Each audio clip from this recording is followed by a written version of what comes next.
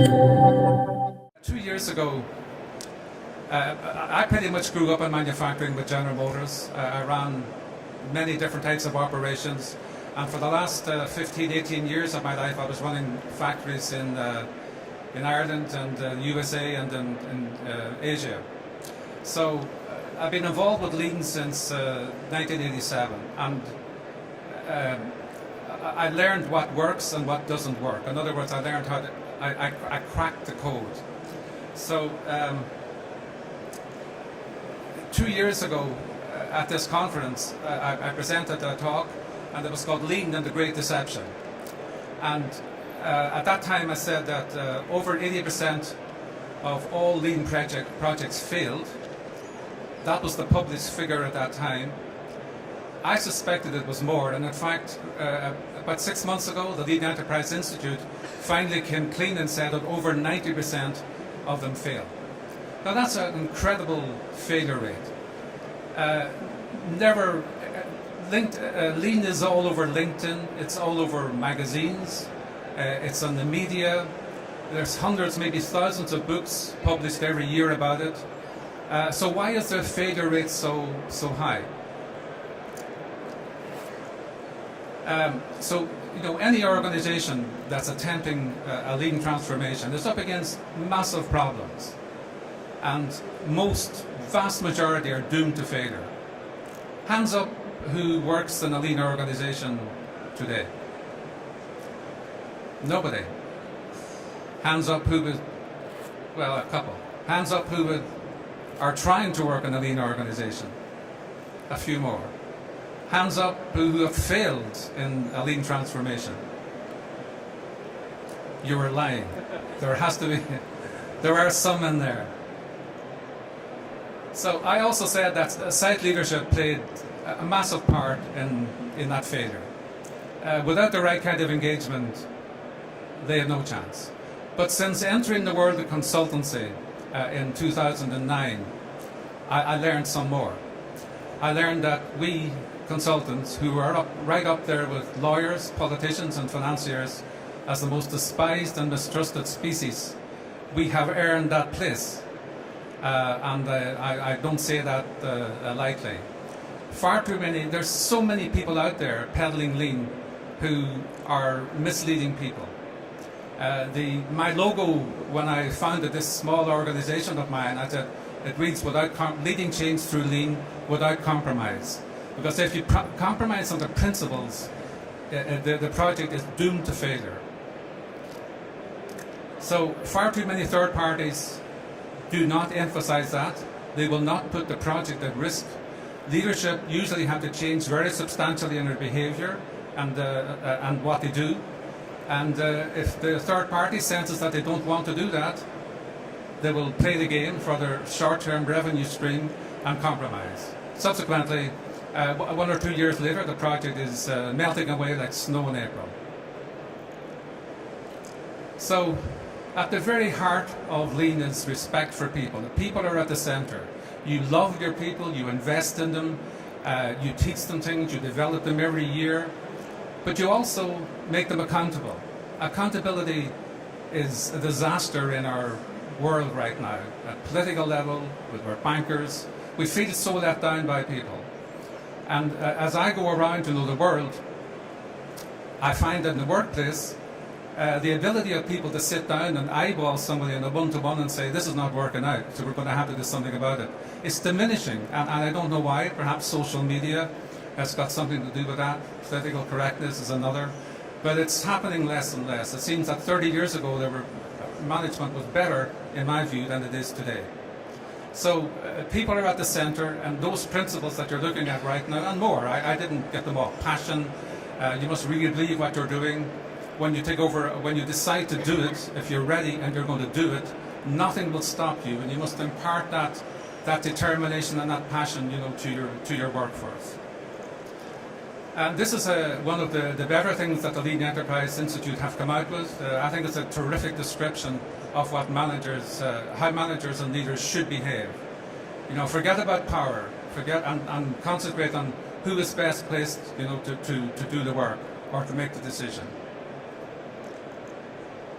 So before you embark on a lean program, if you're not comfortable with those principles, you're not ready. If you haven't thought about them, discussed them, absorbed them, don't do it, because all you will do is make your workforce more disillusioned than it will be today, a year or two down the road. If you do, and you need to engage with a third-party provider, choose them very carefully. Look for their case histories. You know, what have they done? Forget about the nice presentations and the brochures. Go visit a site, maybe a year or two after they've left, and see what they've left behind them. This is the true test. Is the project sustainable? Is it delivering, and is it sustainable? So today, rather than me ramble on like I did 2 years ago, I've invited my client and good friend from Budapest, whom we've been supporting for some time on their lean journey, and he will talk you through their journey over the last number of years.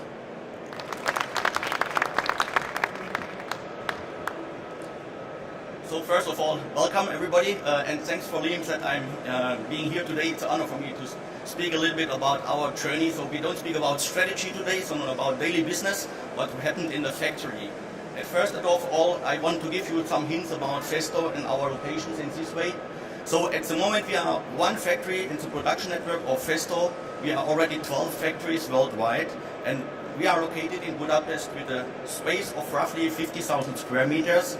With 1,300 colleagues, already 1,500 colleagues, founded in 1992 as a joint venture with a Hungarian state-owned company and wholly owned by Festo in 1994.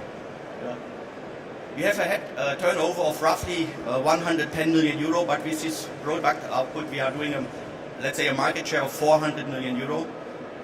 We have a big order line monthly, more than 70,000, and I would say, if I summarize afterwards this, that's already one of our huge challenges. So what are our challenges? Challenges of us in our factory at the moment, and already in the past few years, is really low volume products, huge complexity and high variance configurable products. Just in time we have to produce to the customer directly, make to order. We have delivery time normally from 4 to 5 days. We have a volatile market, we have a high price pressure, we have a high fluctuation in our country with the workforce and with people to get people. And we have new industry segments where we are going for. It means OEM, large order products and so on, because we are coming from away. We have single customers in this way and ordering 1 or 3 pieces. So if you get now an OEM who is getting 2,000 or 5,000 pieces, it's getting already a challenge for our processes in this way. So all in all, if we summarize these challenges, we told where we want to go and what is one part of our strategy. And we create for us a compelling business needs, the whole story always in advance for 5-6 years. And we told one of the part is strategy, and within the strategy, lean was one topic to create efficiency. On the other side we have organizational topics and of course culture. And culture I will come back afterwards why it's so important for us. But all in all, our lean journey starts already in 2008. So I would say lean is already a well-known synonym, and it's not a rocket science in total. If you come back to standards and methods and tools, because we as a typical German company, we were strong in to create very fast standards and methods, because it's in our blood more or less. And with these standards and methods, we changed already, I would say, our factory in this way that you see changements.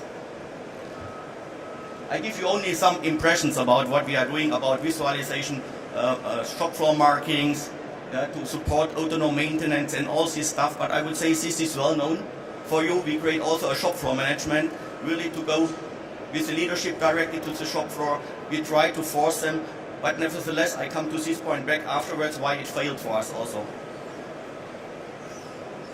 Of course, we find in that time already smart solutions together with the colleagues in logistics, in production, in all the areas. But at the end, if you run through the factory, we always thought something is missing in our factory. And we were sitting together. In that time I met already Liam, and we thought what is missing in our factory, or what we are missing from the feeling from the colleagues. So we thought we don't feel any sense of urgency in our factory.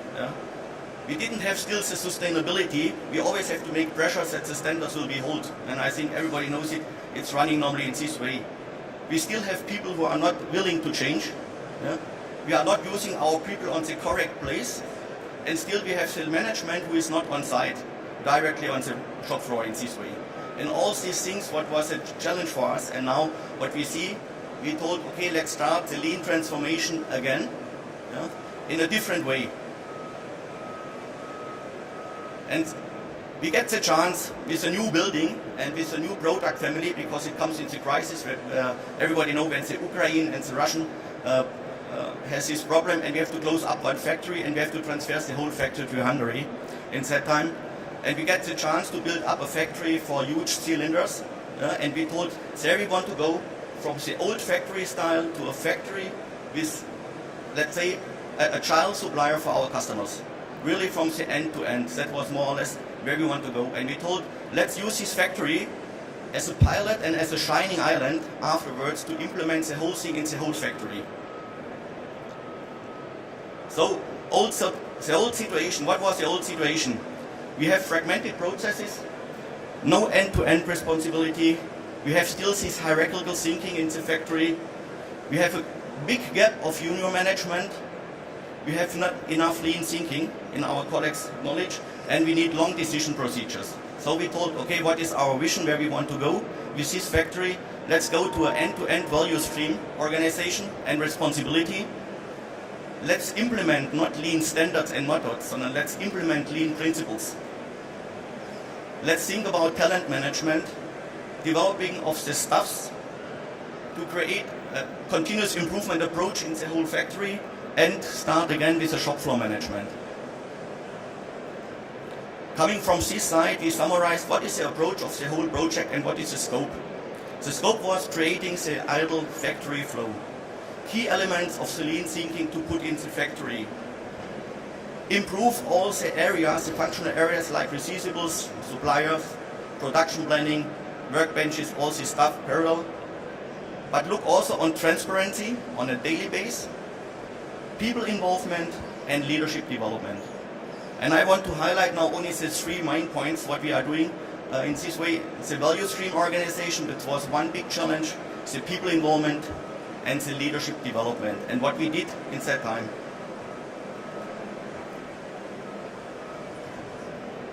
First of all, we told for us as a management team, what is for us leadership and what means, that we can summarize. We want to create a sense of urgency. We want to be a role model. We want to lift up the others. We want to get clear words for the colleagues, no ambiguity, clarity, and we want to provide support of trainings for the colleagues and to be as a coach. But all in all, if we summarize this, it's only a wording. And so we told what we can do.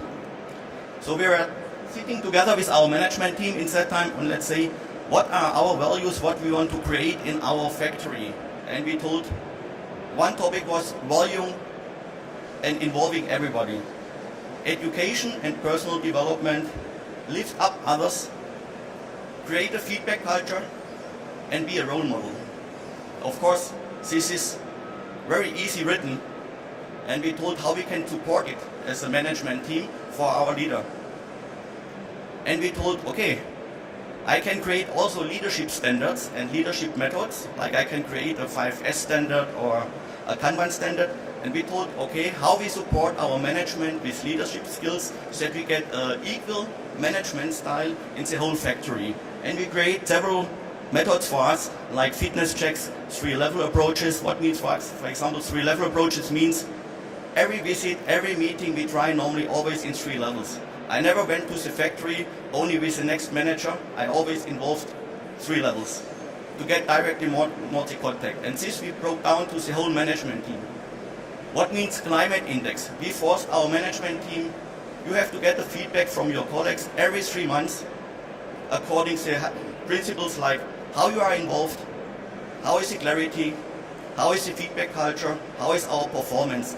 And if the colleagues give you an open or closed feedback, give directly a response to the colleagues what you want to improve to create such kind of better environmental. Because we told, all in all, we as management are responsible for the environmental. And people have the skills, and if I create a good environment, they have to bring a good performance already. It's like in the football, I would say. We have a pilot technique, like the name already told. It's one part of involvement. Give the information for the colleagues if you start a project. Give between also information. Don't give only information at the end that we are already here. And that's really because we told similar like a pilot. Nobody will be happy in the airplane if you start and if you land, and between you that you didn't get any information if you have some turbulences. So I would say the similar is expected from our colleagues also. And of course, laser meetings that we really are focusing on what is the topic, what we want to reach if you have problem solving. For example, what needs for us laser meetings? Everybody comes prepared in this way for a meeting. What you did since the last time, yeah? What you closed already last time, what is running well into your area, yeah? What is critical, and what is already critical, and what you did for this to solve it. Yeah? And with these topics, everybody comes already prepared to a meeting. So we spoke already, we reduced the meeting time, I would say, to 50% in that way. That you see how we do it also in the shop floor management. I told already before we start with shop floor management, all in all, but it was not running in this way. So we start again with the shop floor management. We involved also people who has to be there. We trained them before we start the whole thing. Yeah? We make for each meeting in the shop floor fitness checks in this way that a manager on a higher level goes to this meeting, act as a coach there, so look how it was running and gives feedback what we can improve. So not for the problems, what is running in the meeting, so only how is the meeting running. So we create also rules and standards for these teams. We create teams cross-functional because already thinking in value streams, not in functional areas, or thinking in products for our customers. And we close the time slot for these meetings, for the whole Gemba meetings, and the shop floor management goes up to the management board, also to me, from 6 o'clock till 10 o'clock. No headquarter is coming with any meeting in our factory because this is time for working operational daily business problems. Involvement of people, of course, we structured our whole factory in small groups. Each member of the small group get a lean topic in this way that we say, you are responsible for autonomous maintenance, you are responsible for 5S and safety, you are now responsible for quick changeover, you are responsible for the zip or for other topics. We train them, and at the end every colleague has already a second head according to his normal business. And with this approach we already involved more or less from 1,300 colleagues, 900 colleagues with a lean topic already directly responsible. Also here we standardized, of course, the whole topic that we always try to standardize how we make communication and how we lead or how we hand over information. Like here we create a pocket guide, named in our case it's Colombo guide because we put always upstairs here in this way, but it supports always our colleagues really to focus on the main topic. Here's similar example, autonomous maintenance. Each equipment in our factory has already one owner with clear responsibilities, undependent if it's a printer or if it's a machine. And of course, what we spoke already, learning is a key point for this. We have to train our colleagues. So we developed our own learning factory. It has nothing to do with a vocational training system or with a 2-3 years training. So it's a training on a daily basis for our technical skills and for our lean principles in this way. And it's trained by own colleagues. So we asked own colleagues who are interested to be a trainer. We get people, then we train them to be a trainer because they know the skills. But to be a trainer is different. And all the trainings are already running in this way, and all the trainings are done by own colleagues. And since we start in 2017, already 300 colleagues we put through the whole training area. And this is also an impact for us because we have a huge, let's say, fluctuation. So we always have to train new colleagues to bring the performance. Zip approach, or in the other way, if I say lift up others. Yeah? We value our proposals from the colleagues. We make a competition, and already in Festo Total we make a European competition. And of course, the colleagues are happy to have a contact with us in this way. And we already were winner in the first category of efficiency, and we bring the prizes back to Hungary. And of course, everybody was proud in this way, and especially the colleagues to take part in this European Champion League. transparency, hour by hour performance. Manual notes, yeah? And later on I will show we are not only dealing with manual notes, but only this manual note brings the transparency on the shop floor directly. We increase the efficiency with roughly 15 to 20% because the colleagues knows already where they are at the moment and what are the problems. And the big advantage is management takes care about what is the problem, why you delivered only 8 cylinders in this way and not 15, what you have to do, what was the problem. Similar in quality, but it's only a lot of examples in this way. On the other side, of course, we support our colleagues also with digitalization. Industry 4.0, everybody speaks about it. So what I mentioned, not only manual notes are important for us, but also to support colleagues with smart solutions to get better for the daily business. Yeah? For example, visualization of what you have to produce for the manufacturing and assembly lines, or help and support for the maintenance guys not to go back to the office if you have to report what you did already at the machine, such kind of things, or other screens that you see directly where you are with the output of the daily base or hourly base already. That's our target. And of course, one big topic was the shift handover. In former times, shift, if you looked in our factory, you looked for the shift handover, you see already we need 30 to 40 minutes to come back to normal performance. And we told why. First topic was already meetings was happening in the shift and overtime and no manager was in this time on the shop floor. So this we changed also completely. We standardized the shift and over, we reduced. Nowadays we are coming back to real performance within the next 10 minutes. But managers are on the shop floor directly.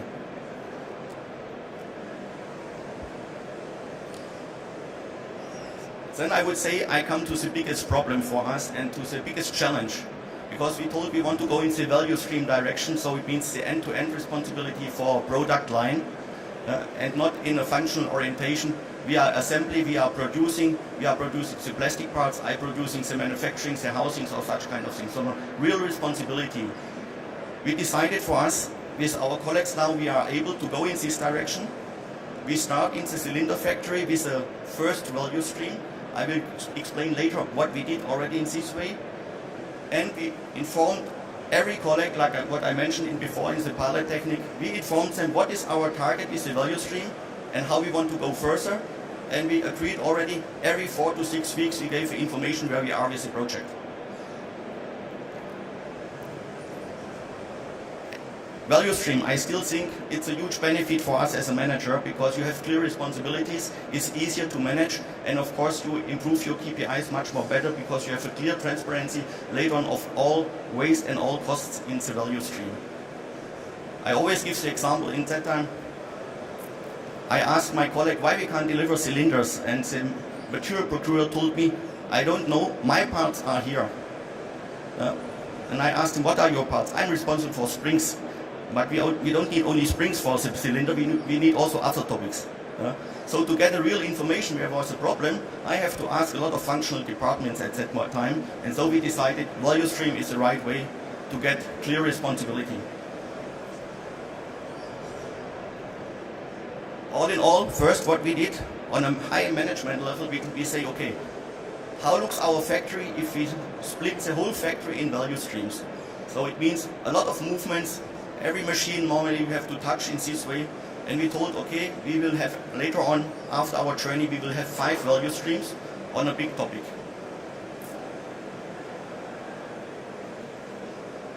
But within the value stream, and there was a big topic what we start in the pilot, and we do it now for each value stream. The first step is put the team together, which is working in this value stream. So all co-located functions which are working for our value stream are 100% located afterwards in the value stream. First, look for the office, bring all the colleagues there.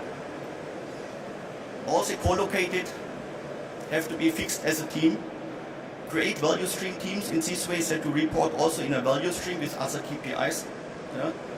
Create a sense of ownership for the colleagues that they are not telling, I'm the quality guy, I'm the guy for material management. Then create a sense of urgency in this way, I'm responsible for cylinders. For this they get all the information about invest, about headcount, about KPIs, efficiency, not like in former times material manager gets, okay, on time delivery, we are fine with the material. So they get a rich overview of informations, I would say, similar like a general manager in this way on a high level, an entrepreneur within the company with all information and with all rights. Of course, it was a huge fight with the functional, or with the central functions to bring the colleagues decentral, because they lost the power in this way how to deal. And that was a big topic what we dealt also in this way, that we say central functions are still important because they are responsible to create capabilities, standards, methods and processes for this function. And this we split later on for the core functions directly in the value stream. HR departments as a support function. In former times, our managers from the shop floor has to go to the HR office. We changed the whole system. Now the HR colleague has to come back to the value stream and to be located there directly and to act as a real support function. Because the value stream at the end is the customer from all these support functions.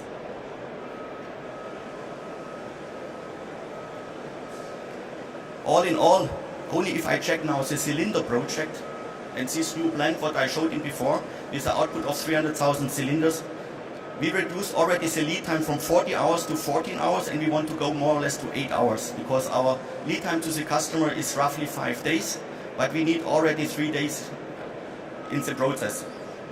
Work in process we reduced with 30%, total cost savings year to date 250,000 to 300,000 at the moment. And we realized already we have a high energized and motivated team in the cylinder factory and they feel that's their own factory. I think Keith wants to finalize it, to summarize the whole thing. Yeah?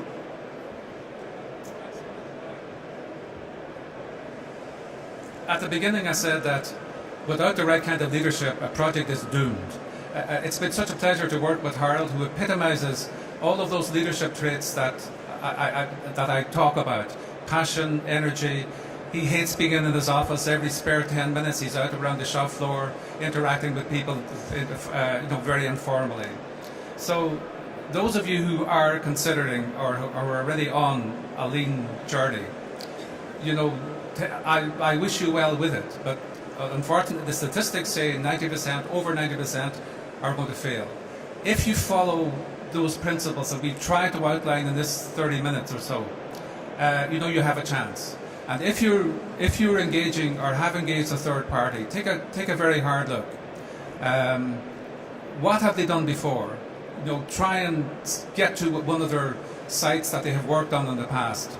Far too many duck in and out of sites, run a workshop here, a workshop there. That's not going to do anything for you. You're spending your money and wasting it, and ultimately your people will end up more disillusioned. So in any project, any third party that tells you that they've done a project in anything less than 2 years, forget it. It's not real, and your antenna should really go up and have a really closer look. So listen, thank you for your attention this afternoon.